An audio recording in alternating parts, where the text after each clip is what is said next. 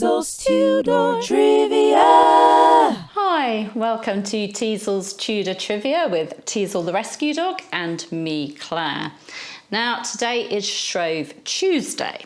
So, Teasel and I, what can you smell? Pancakes, perhaps? We thought we'd share with you how Shrove Tuesday was marked by the Tudors, because they're the people that we're interested in with Teasel's Tudor Trivia. Now, Shrove Tuesday is the third day of Shrovetide, which is made up of Shrove Sunday, the seventh Sunday before Easter, and Collop Monday. Shrovetide was a last chance to have some fun and enjoy food before the abstinence of Lent, which of course starts on Ash Wednesday, the day after Shrove Tuesday. The word shrove came from shriving, the practice of confessing your sins, such as chasing cats, seeking absolution and doing penance. So as well as having fun, you would go to confession to prepare for the religious observance of Lent. Here where we live in Spain, Shrovetide is celebrated with carnival, processions and costume parties, all kinds of fun, especially for the children. At the Tudor court, there'd be Shrovetide jousts, pageants, masks and feasting, so lots of fun in Tudor time as well. Another type of entertainment associated with Shrove Tuesday in the medieval and Tudor eras was threshing the cock. A cockerel would be tethered. Now you need to block your ears for this bit. Yeah. Would be tethered, and then people would throw things at it in an attempt to try and kill it. The winner was the person who killed it, and they'd win a prize, and perhaps win the cock and take the cock home. Historian Alison Sim writes of how there were variations on this theme. Sometimes the cock was buried with just its head sticking out of the ground, and then blindfolded people would try to kill it with a flail. Thomas Tusser wrote of this in Queen Elizabeth I's reign. At Shrovetide go shroving, go thresh the fat hen. If blindfold can kill her, then give it the men.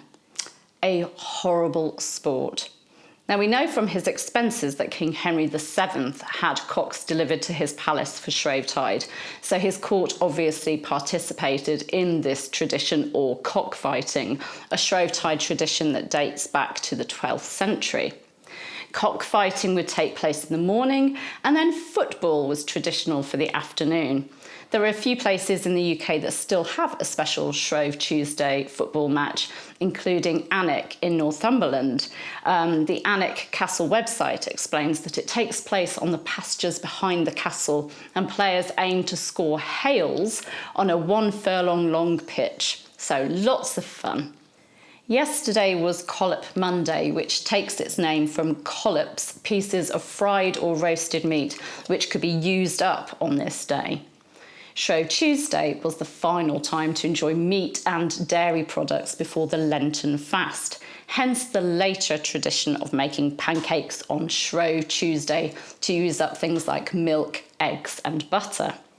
In his book, Stations of the Sun, historian Ronald Hutton quotes a London satirist, John Taylor, from 1621, talking about a pancake bell being rung and cooks mixing flour, water, eggs and spice and other tragical, magical enchantments, and dropping the mixture into frying pans of hot suet to make a flapjack or pancake.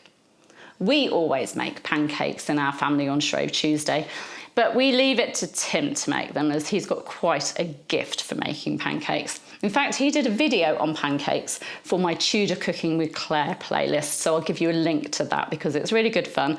Plus, you can make them too.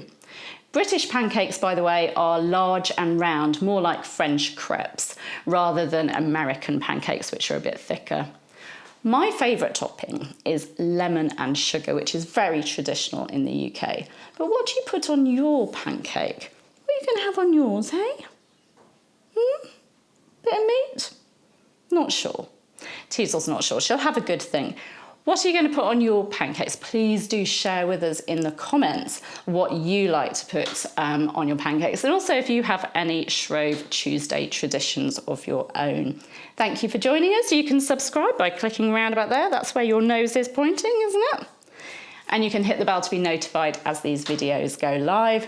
And you can, of course, give us a like and leave a comment. Thank you. Bye-bye. Teasel's Tudor Trivia. You're a good girl.